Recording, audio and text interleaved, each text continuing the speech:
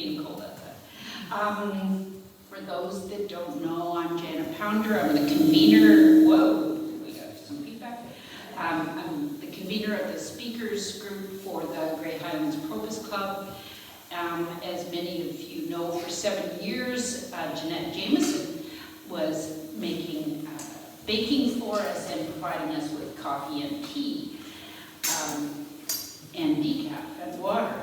This club depends upon volunteers, and so think about what you can do to support our activities. The job that Jeanette did can be broken into many different pieces, and we could even have a roster of several people who would be prepared to come in at 12 o'clock or 12:15 and turn the water on and make the coffee. So it wouldn't have to be a regular obligation for every month. It could be essentially once a year if we had a number of people. So if you live, it's particularly great for people who live relatively close by. Jeanette, keep in mind, Jeanette came from Holstein to do this job. So, and we could get together one day and teach 7 people how to make coffee. And I'm always here, or somebody like me is always here by about 1:15. So you wouldn't even have to set up the table upstairs and do any of that. You just would, if you could just come and get the coffee or tea on, that would be a great contribution. So that's my pitch. Feel free to contact me or speak to any member of the management committee of the club, or talk to me afterwards. Thank you once again to John Butler, who is here today, for his excellent article about our next speaker. John knows how to get interesting information from people, and I think really every individual who's been interviewed by him says what a great time they had and how he's such an effective listener. He's also a great writer. So thank you, John, because you're here in person.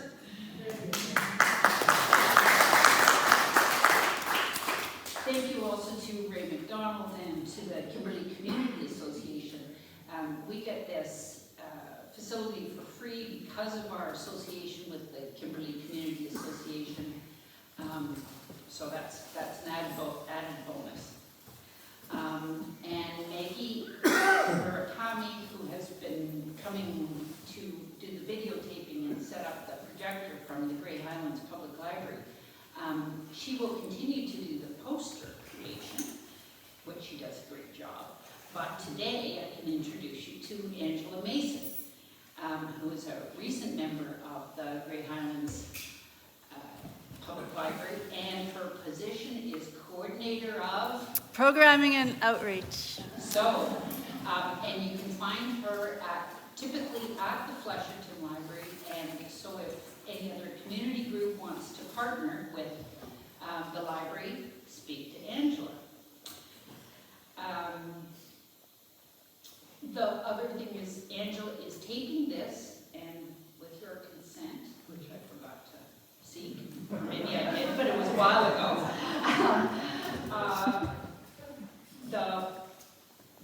the presentation will appear on the Culture Channel of the Grey Highlands Public Library, and you can find that on YouTube.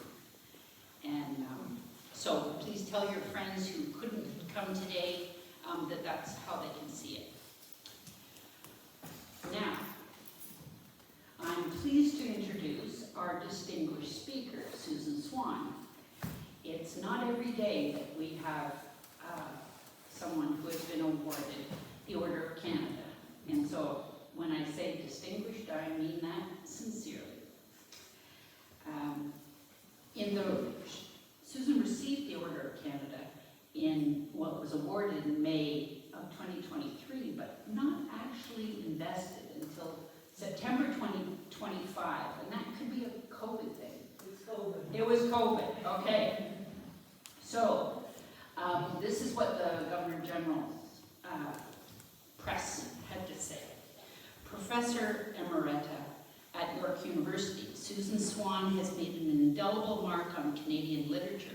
Admired for her critically acclaimed fiction, she has been published in 20 countries, and several of her works have been turned into films and television series. She's also the co-founder of the Carol Shields Prize for Fiction, a major English language literacy award that celebrates women and non-binary authors in the United States and Canada. She's a prolific author. She has taken a role in mentoring many young authors, and I think it's a real treat that we will be able to hear from her today. Susan.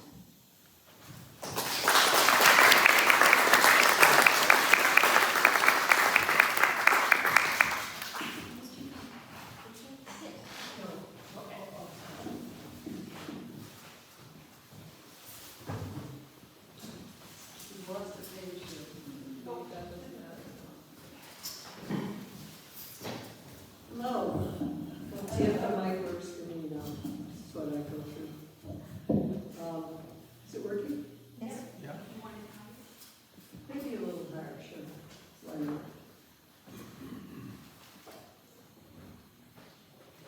I also want to thank Don Ford, who got this working.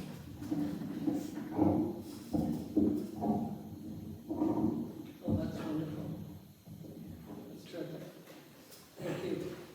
It's a real honor to be here today and a pleasure. I love this part of the world. I'm from Midland, Ontario, and I've spent the last sort of 4 summers here in Thornbury, and it's just such a beautiful, welcoming bit of paradise. You're very lucky to be here, I think. And I'm delighted to see everyone who's come out. Writing a memoir is different from writing a novel, because one thing you realize when you go to gatherings like this is you're writing everybody's story. It's not really just your story. It's their story, only the details are different. And I'm going to start today with reading a very short 1-page introduction to my memoir, and then give you a speech about how I came to write it, because I didn't want to write it. Anyway, we'll get into that. So this is the opening of the memoir, Big Girls Don't Cry. It's a hot day in early summer, and I'm trying to hide my shameful body in the sand by the pollywog pond. The pollywogs have grown into fat, squiggly black dots with slender tails. They swim in funny, jerky motions across the pond, where the dragonflies hover above water, shimmering, slimy, and mysterious in the July sunshine. The pollywogs are metamorphosing into frogs, and I'm metamorphosing too, although not in a good way. The long, skinny body that I'm covering with sand looks nothing like the film stars in the movie magazines of the 1950s. The skinny calves and knobby knees, the legs that grow and grow, the narrow hips and bony arms, the unruly, curly hair. Not only is my body embarrassingly long, it's also embarrassingly thin. During the school year, I padded my clothes with extra sweaters and tops in an attempt to look like the petite, curvaceous actresses I see in the Hollywood films. Above and around me stretches my beach world. To the north, the long curve of sandy shoreline reaching to forested spits of land, and to the south, Poison Ivy Point with its secret sights, like the dungeon staircase, a hidden path through scratchy juniper bushes, and the hanging step, an exposed tree root from which we gleefully jump into a sand dune. I've come up with those names because I'm the game maker, a role I play for They sit in front of our cottage waiting for me to think up things to cure their boredom on an endless summer day. On this afternoon by the pond, none of these pleasures reassures me. Although I'm cheerful by nature, sunny, my husband calls me, maybe. Taking an upbeat approach can also hide a myriad of fears. And that day, I'm struggling with a problem I can't fix. In just a few months, I've grown a horrifying 6 inches. Only minutes before, my mother, Jane Swan, insisted on measuring me against the storeroom door of our cottage, along with my friend who lives down the beach. My friend is tall too, and in the last few months, she has grown a respectable 1.5 inches. Now she stands 5'9", but I'm 6'2", and I'm only 12. My mother is also tall. She's 5'10", and she often tells me to stop slouching. She doesn't understand that there's a world of difference between our heights, the same difference that exists between someone who is 5'2", short, and someone who is 5'6", the Canadian average. Like any kid, I have the usual challenges of schoolwork and sports competitions, and I tackle them by working hard. The measuring contest has presented me with something unfixable. I'm big. Maybe, God forbid, I will get bigger. So that's the opening of my memoir.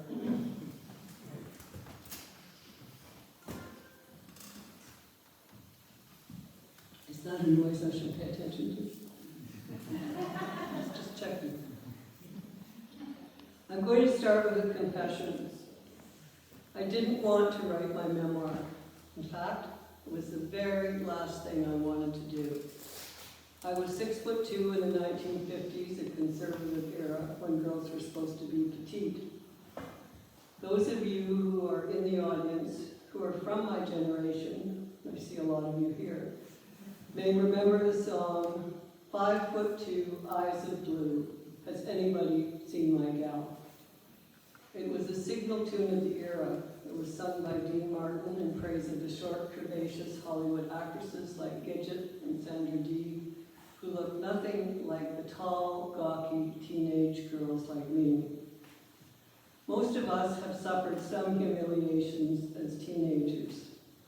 My teenage humiliations were constant, and they were always about my size. Because being tall isn't just a matter of inches. You weigh more if you're tall. And being big, feeling big, is a sensation of overflowing what is designed for your fellow humans. At teenage beach parties, boys who tried to throw me in the water would pick me up and then stumble and fall. I remember one of them saying, "You're too big for me." Children laughed at me on the street. A short teenage boy made his friends crack up by saying it would be a biological impossibility to have a child with me. He didn't know much about sex. But then, neither did I. So I took his words to heart. The eyes of another teenage boy filled with tears when he realized I was his blind date. He also developed a headache. A girlfriend at a sock hop told me no boy wanted to dance with me. Why? I was too tall, and it would embarrass him if he danced with me. In a sneering tone, another boy said he had asked me out because he knew a girl my size would be grateful for his attention. Strangers asked if I play basketball. There's some tall women here in the audience, and I know they've had that question too. Hardy har har. I would say no, I don't play basketball, although of course I did. Isn't it too bad you're a girl when you're so tall? The mothers of my friends like to coo. failing to understand that it felt like they were wishing me a life of rejection. Being big is synonymous with being unfeminine. To be tall is to be big, and to be big is to take up space, lots and lots of space. And that's a cultural no-no for women of all sizes who are taught early on that they should take up less room. An echo of the days when Virginia Woolf said women's job was to reflect men back to themselves at twice life size. And for that reason, many women, including me, will unconsciously work to take up as little space as possible, deflecting compliments or swallowing their feelings to protect other people's egos. Even today, being feminine still means projecting a smaller public self.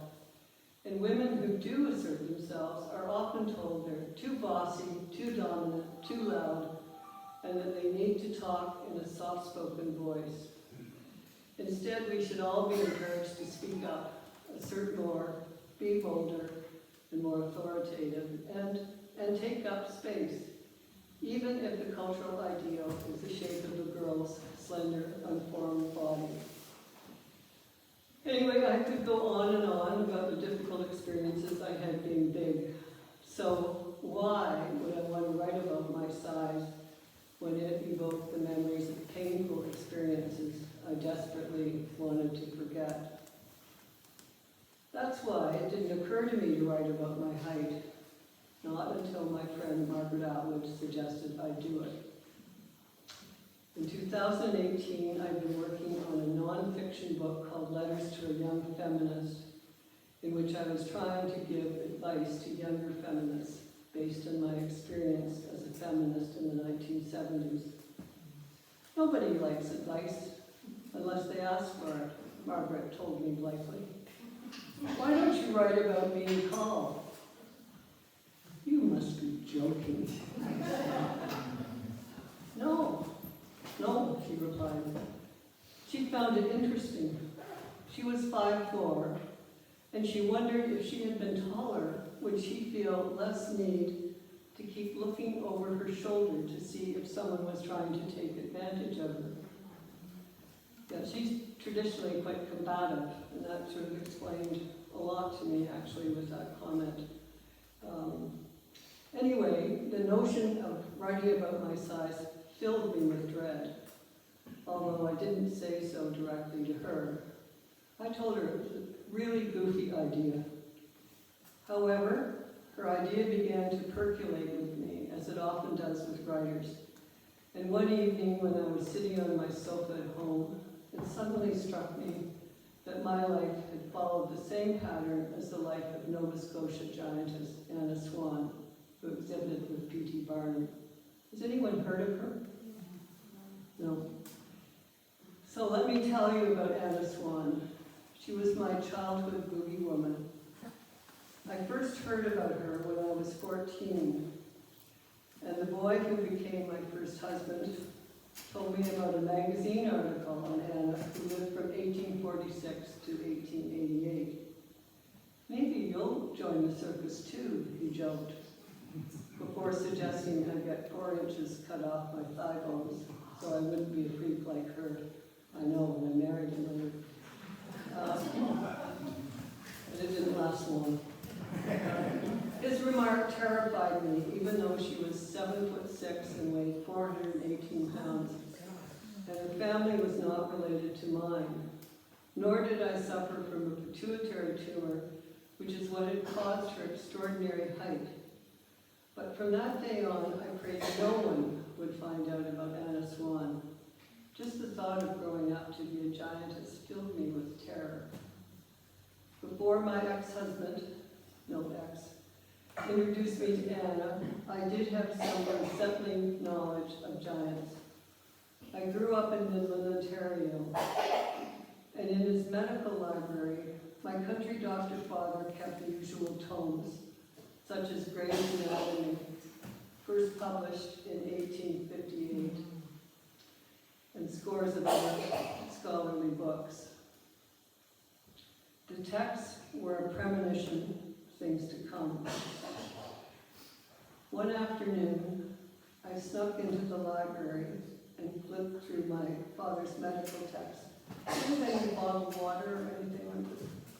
I'm with you. I carry lozenges with me.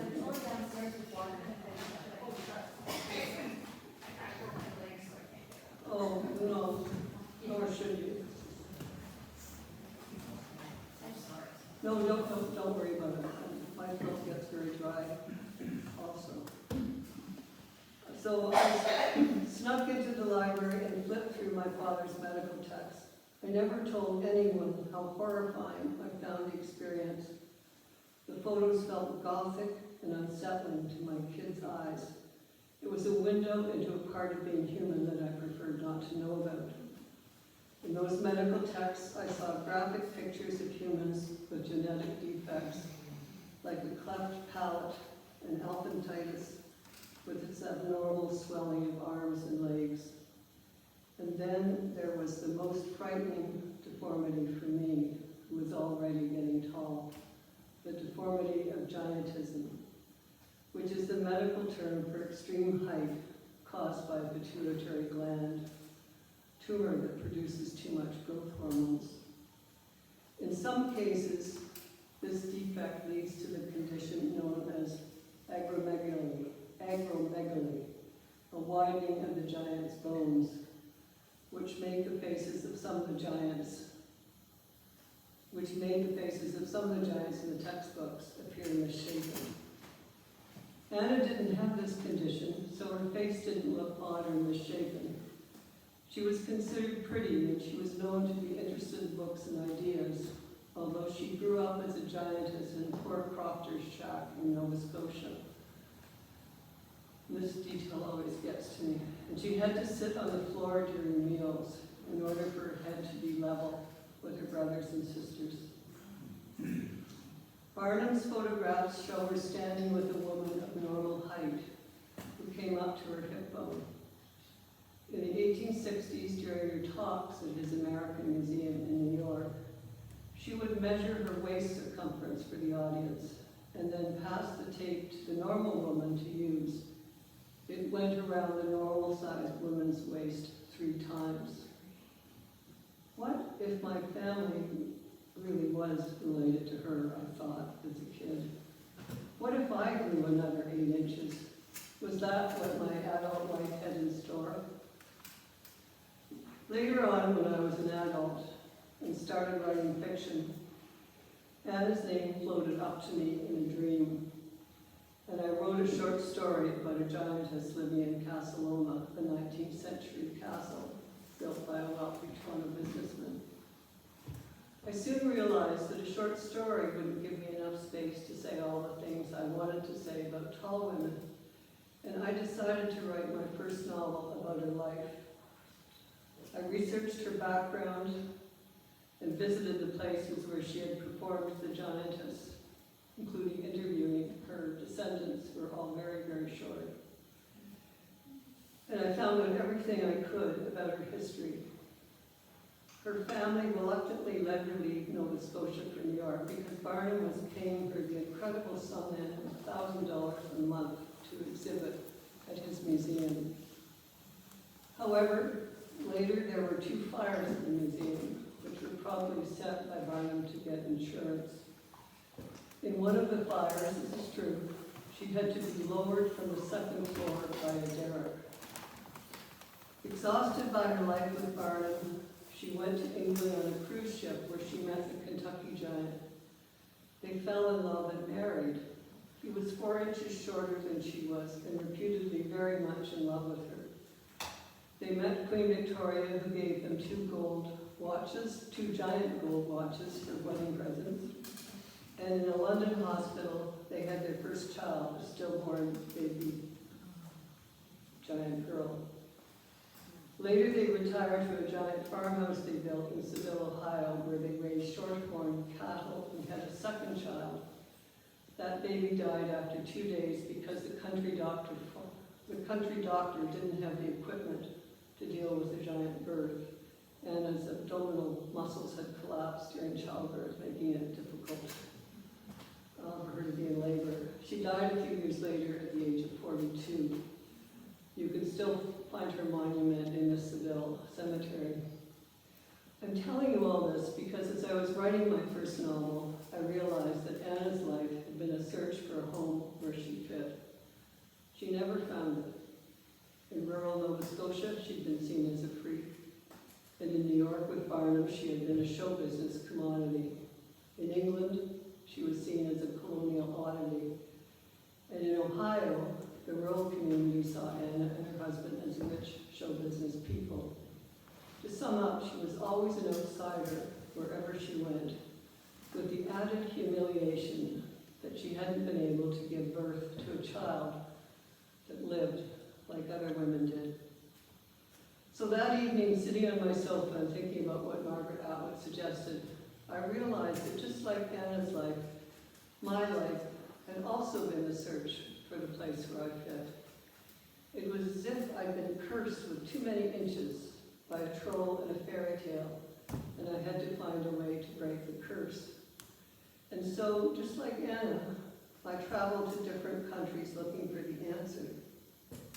My search for a home that fit me started in Midland, where I was born, and there was the move to Toronto, where I was a journalist in the 1960s, and a performance artist in the 1970s, and then to New York City in the 1990s with its thriving literary culture.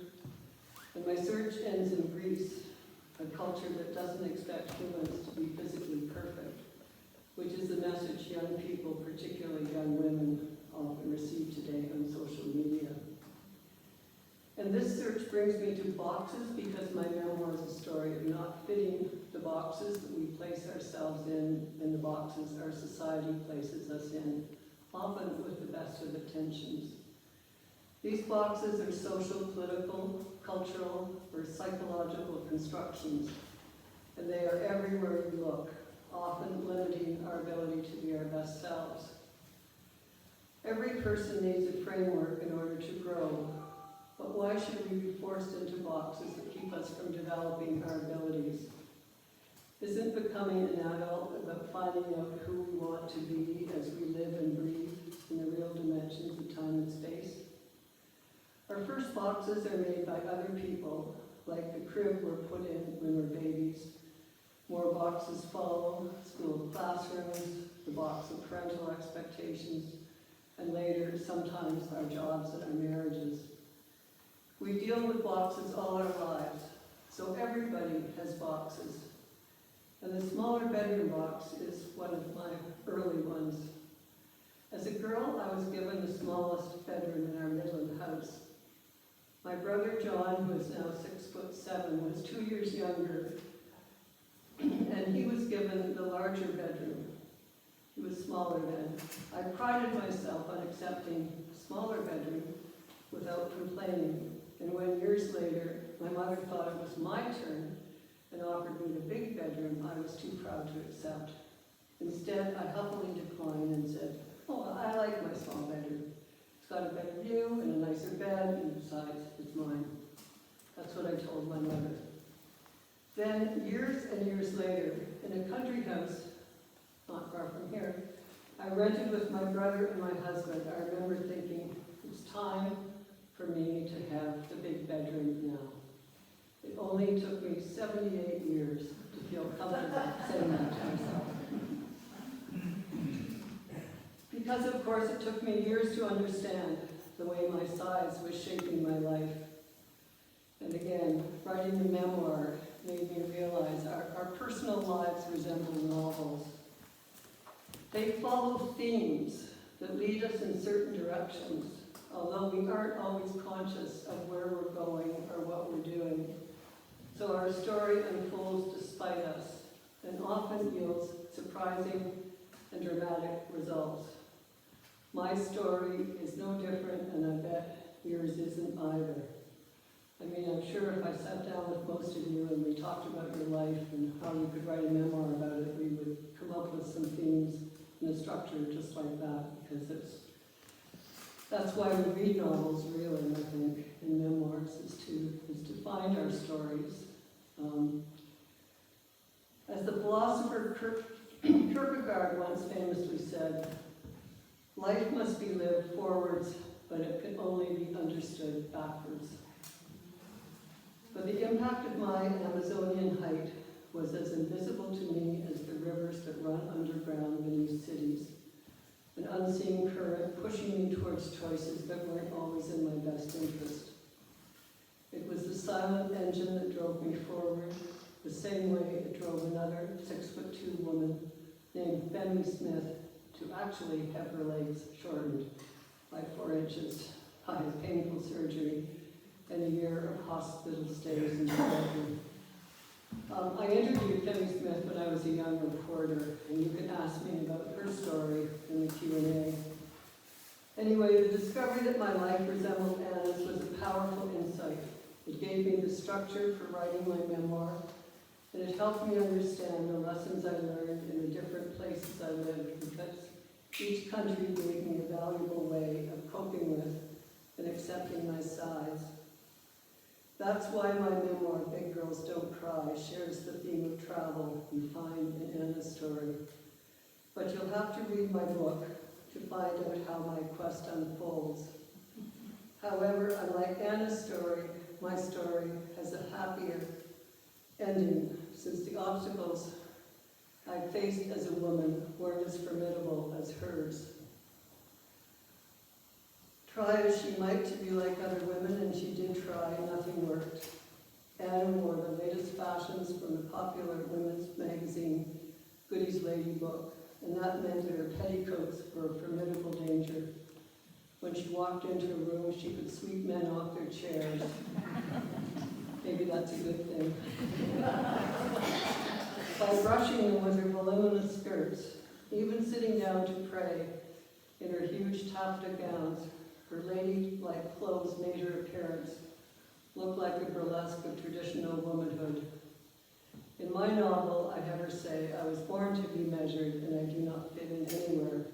Perhaps heaven will have more room. My memoir is a happier story than Anna's, and I hope you will get the chance to read it, and I want to thank you very much for having me here and for my ability to share with you how this book came to be. Thank you.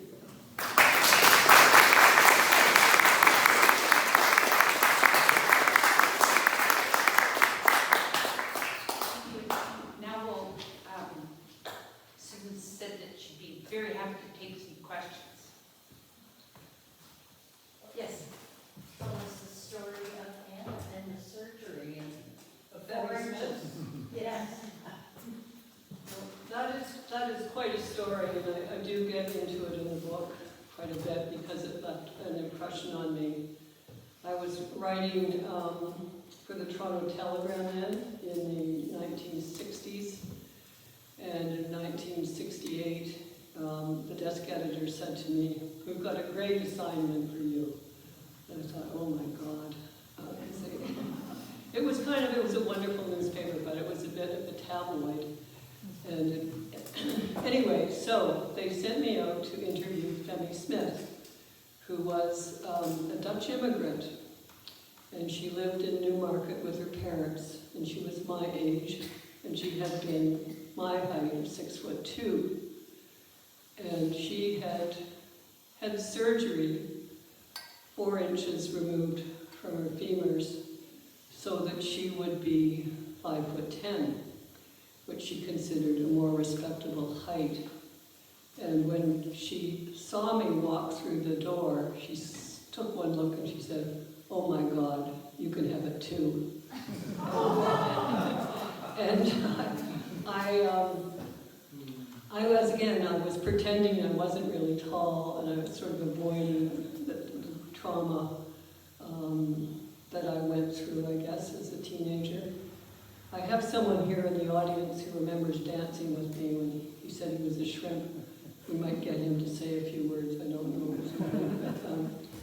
But, so I interviewed her, and I was struck by one thing, which was that her arms looked too long for her body. And of course I didn't say that to her. No doubt some unwitting soul did at some point. And I tried to find her when I was writing the memoir. And I think I did, but she had died, which is too bad because I wanted to know how she felt after all these years and whether it had been worth it. But the Toronto surgeon who did it said that she wasn't just getting her legs shortened so she could be shorter than her boyfriend. She had suffered severe trauma from being oversized. You know, in those days, the definition of a giantess was 6'2" and over. And that was in the Guinness Book of World Records at the time. So we were in giantess territory. And what I didn't understand about her was the Netherlands have the tallest people in the world. And someone from the Netherlands here, yeah.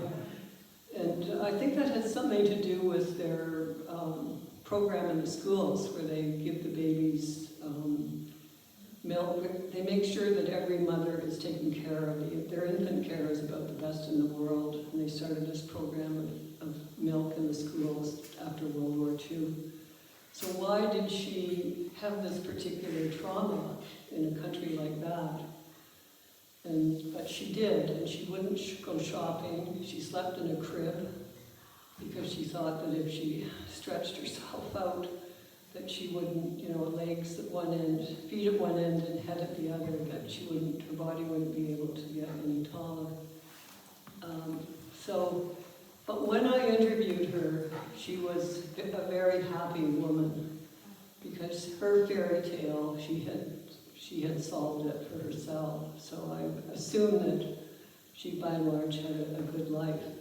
But it did lead me into discovering about the different heights of our different cultures and how much they depend on nutrition. For instance, in the U.S., the average height of the man, American man, hasn't changed since the Civil War. And they think that's because of the incredible consumption of junk food. Whereas in Europe, where they have mostly farm-grown food, not the big factory farms, but they're more interested in that, the average height of the European man has grown by 2 or 3 inches. So it does make a big impact on our bodies. And I later got to know Jane Smiley a bit, and she had, like me, she was 6'2" early on. She was 6'2" at 14, and her mother was horrified and wanted Jane to take, this is Jane Smiley, the author, at 14 to go through the same surgery that Fanny Smith went through. But Jane was smart. She told her mother, no, it'd be too painful. And besides, my arms would look too long for my body. So Jane was a smart kid to figure that out, wasn't she? Anyway, okay, yeah. Sorry, just so everybody can hear. Yes. You can witness today the growth of the Spanish men and the Japanese that they're, you know, when I was going to Japan, people said, oh, well, you know, the men are smaller. And I said, oh, no, today's generation, you know, they tower over us now. It must have been nutrition and the same with the Spanish men, you know, they've all grown. It must be the nutrition they're getting. It probably is the nutrition, yeah. But it is a fascinating thing, because of course, if you're looking at height by individuals, then it's hard to see a pattern, but once you study height in a sort of large population, then you begin to notice a distinct Go to pattern. museums and you see the uniforms we used to wear, and Yeah. the average height was what, 4 something or 5 foot? Yeah, the men were 5'2" almost in some of the night summers, yeah. Yes, there's a question in the back. Your teenage years, my teenage years were a little later, in the 60s, and I'm 5'11", and I think I was the tallest in my class till grade 11, only because the boy in the year ahead of me had failed, so he was not the tallest. My daughter's 6 feet. There are so many young women now that are tall, which is great for me because I now have better choices for shoes. Yeah, that's serious. Well, my daughter is 6 foot, And she started to go through the same thing I did when she was 14. The boys called her Giraffe and names like that. And what people who don't have unusual bodies don't realize is that they see somebody who looks like them, the same height, weight, and coloring every day. But a person who has an unusual body size does not. So you don't see the world reflected back to you. And you don't really know how you look either. It's a strange kind of lonely feeling. Anyway, with my daughter, I solved it by writing a long list of comebacks. And I said, first of all, you only want to use this list on the people that are really rude to you. Because other people will be genuinely curious. Is your family tall? Or height's wonderful? Tell me more about it. So never be rude to them. But if you're being gaslit, then you should need some comebacks.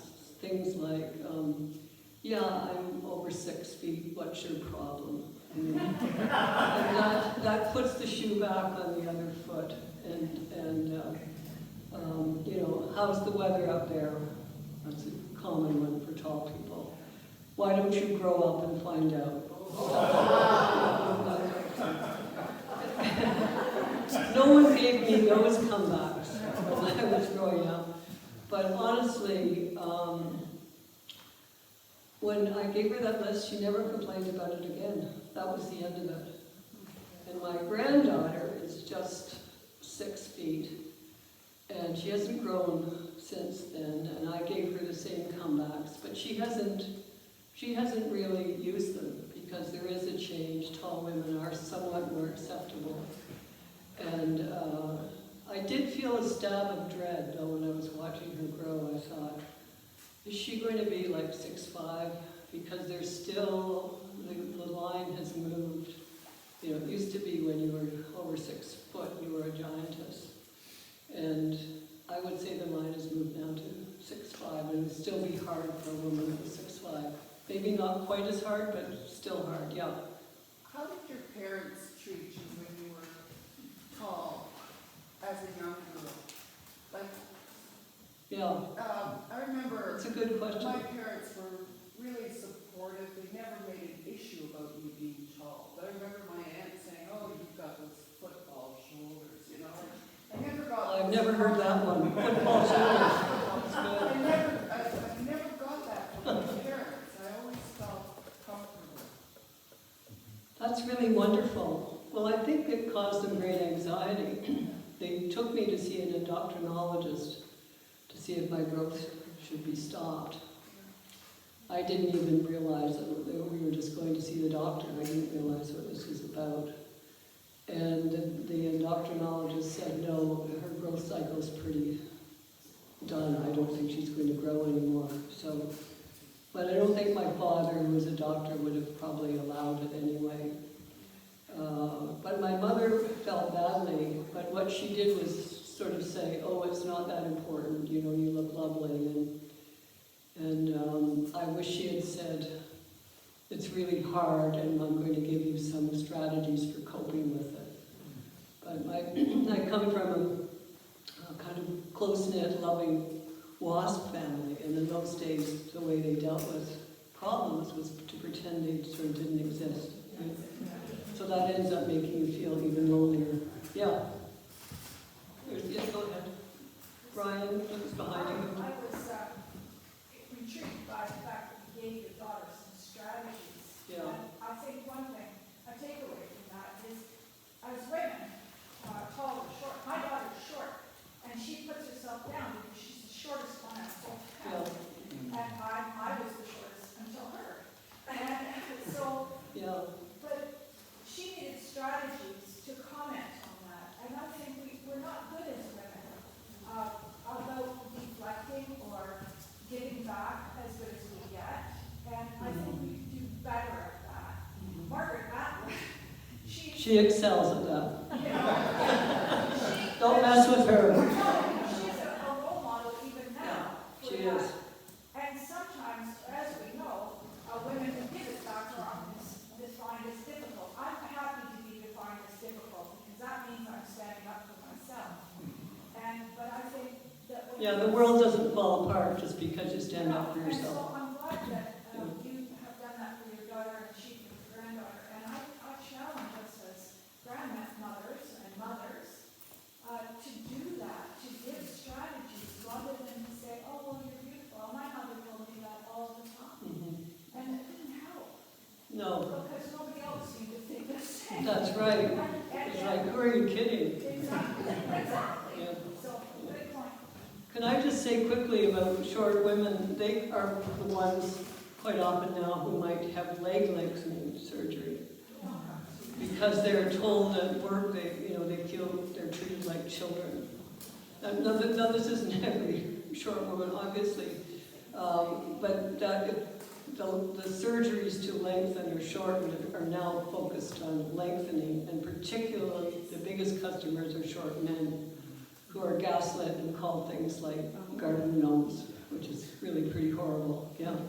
Do we have to go? No, I have a question for you. Oh, okay. 2 men at the back who I know very well. Can I just say quickly that, could you tell us about, there was one friend who's a short man who pushed back against your memoir, Bob. Oh, Bob Ramsey. He didn't really push back against my memoir. He was inspired by it. And he read it and told me about his experience at school. He was 5'2". He never grew beyond that. And the boys didn't mess with him or bother him because they said he was too short to kill.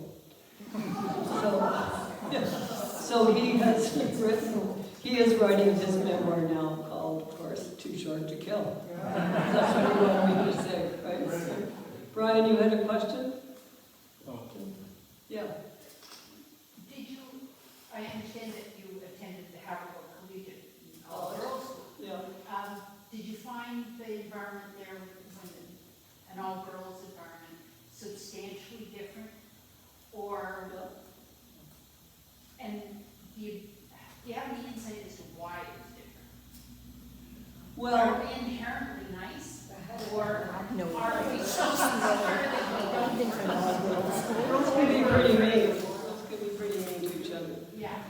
at that age. Well, I think when I was at Haverhill, and I did well at Haverhill. I got very high marks. I was on all the teams because sports was something I could throw my body into, and no one said, oh, you're too big for me. And they used to make me walk.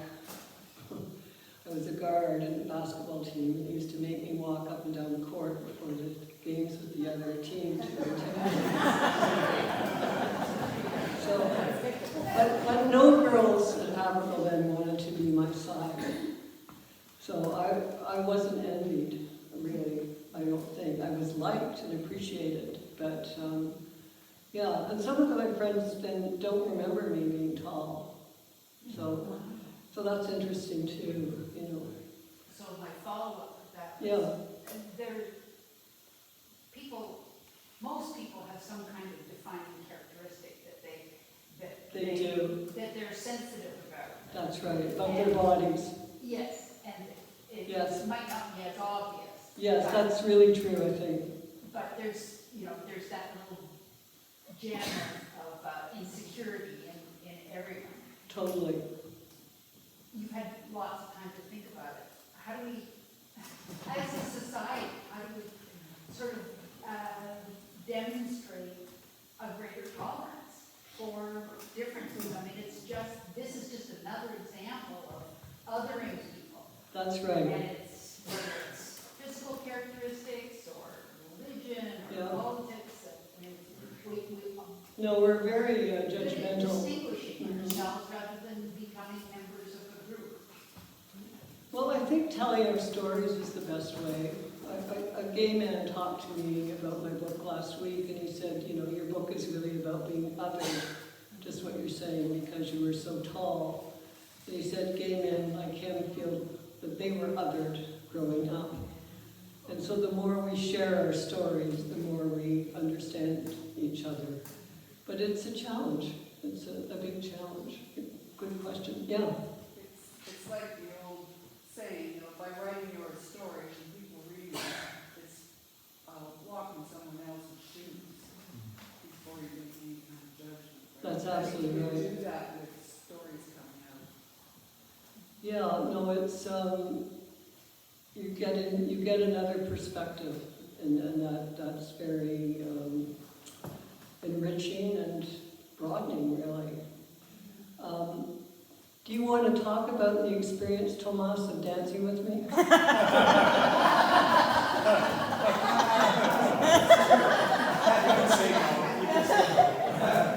Well, I was a pimply, gangly 17-year-old, and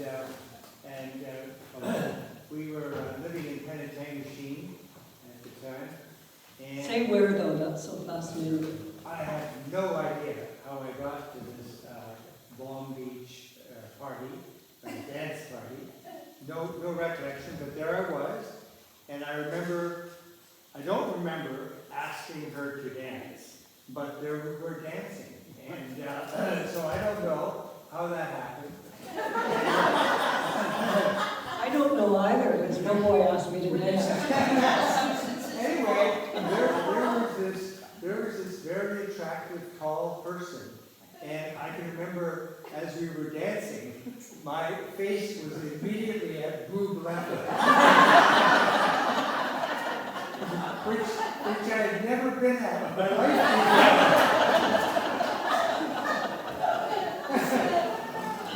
before. So I enjoyed the dance very much, and I don't know what happened afterwards. Obviously, I wasn't asked to dance back. Being too gangly and pimply and nerdy. Yeah, no, that just amazes me, because I don't ever remember being asked to dance at any of the sock hops, we used to call them. Yeah, this is at Long Beach. My father was a doctor in Midland, and Tomas's father was the chief psychiatrist at the psychiatric hospital in Penetanguishene. And, yeah. So, what's that, Patrick? No, I was actually, could you tell us about, so you use the metaphor of boxes in your memoir. Yeah. Can you tell us about a few of those boxes that you kind of broke out? Well, I don't know if we have time for that. But, you know, there are lots of boxes, particularly. What's that? Yes, yeah, no, it's fine. Oh, okay, where do we begin? See another box. Professionally, you changed careers many times, so. No, I did, but I'm thinking more of the traditional role of women, and I come from a very traditional family. Basically Presbyterian, white, very, very nice people, but very traditional. And I was, for instance, I was the first woman in our family to buy a house with my own money, that kind of thing. So there was the expectation. I think the mother box for me, my relationship with my mother, is maybe a box that I never solved, because she wanted me to be a writer, but she also wanted me to be very traditional in my role as a woman. And it was kind of a sad story in a way, because we loved each other, but she couldn't really understand when you had children why you would put so much attention on your work. And however, I was talking with a friend last night about this. There's this need sometimes to break the umbilical cord with your mother, who has perhaps more traditional expectations of you. And for women, this is very often painful. Men don't have the experience of, you know, being conceived in their father's bodies and then coming out as a replica. But women are born of women, and there probably is an extra bond. So the mother box is the toughest one. Some of the others, the traditional marriage box, I blew through that. Yeah. 3 major relationships, 2, one marriage, one really a marriage, one about to become a marriage, and it really, none of those situations suited me, and I'm with a very wonderful man now, and we are married. But I seemed to wait till I was 70 to marry him. He was always asking me to marry him, and I was always putting it off. But we are married happily, and so I maybe solved that marriage box. But the memoir does talk about these relationships and why they didn't fit. When you're an artist or a writer, it's harder sometimes to figure out how to do that in society, because you're kind of creating your own pathway completely.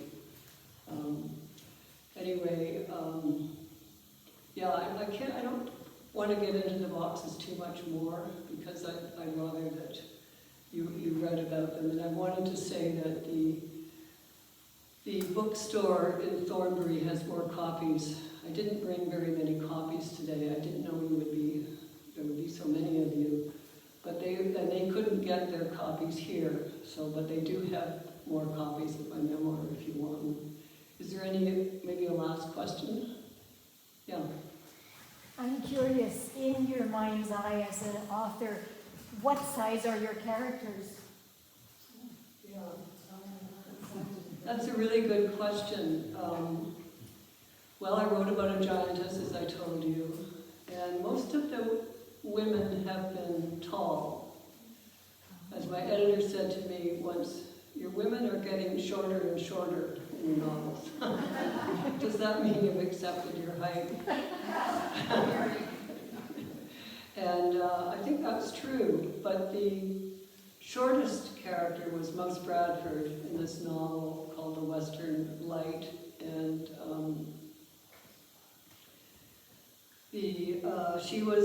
she had something else wrong with her body. She had a humped shoulder from polio.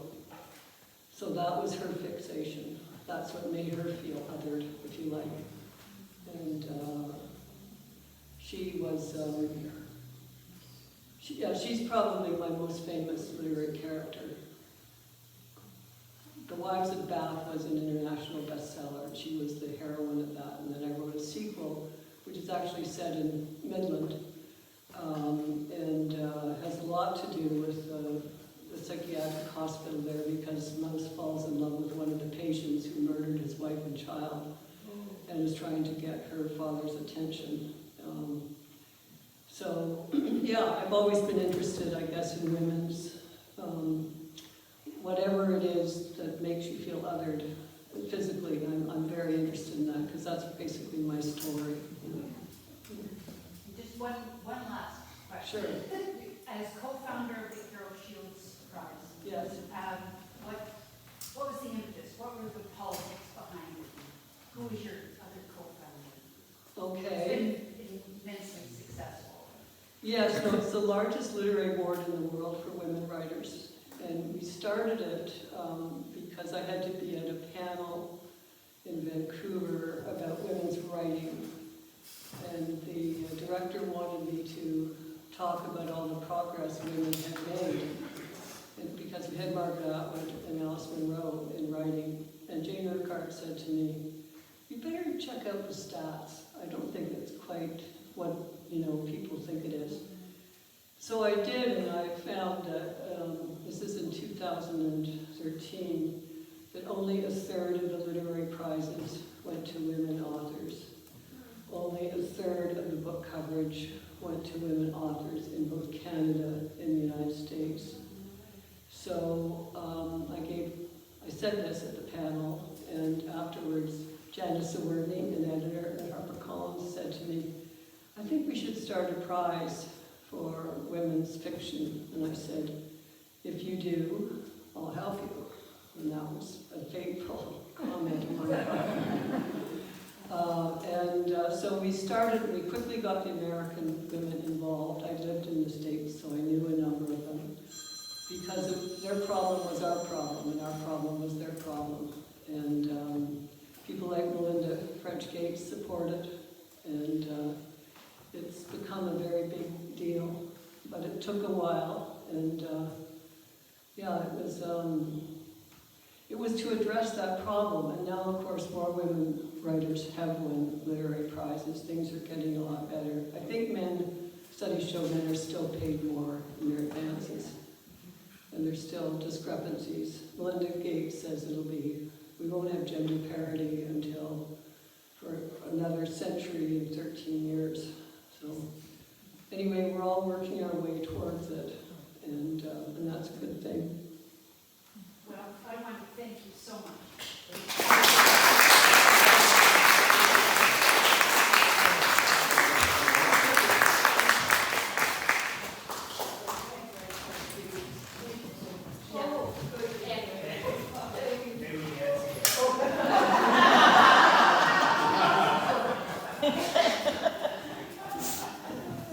Now, there are 2 billboards left. If anyone wants them, I'll sign it, but that's all.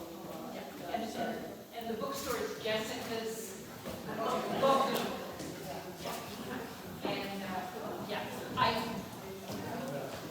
you were absolutely inspirational, and I have to just say, if you enjoyed this, watch the Lilith Fair documentary, because the themes are exactly the same, and it's Thank you very much, Dan. It's exactly been wonderful to be here today. Thank you for coming.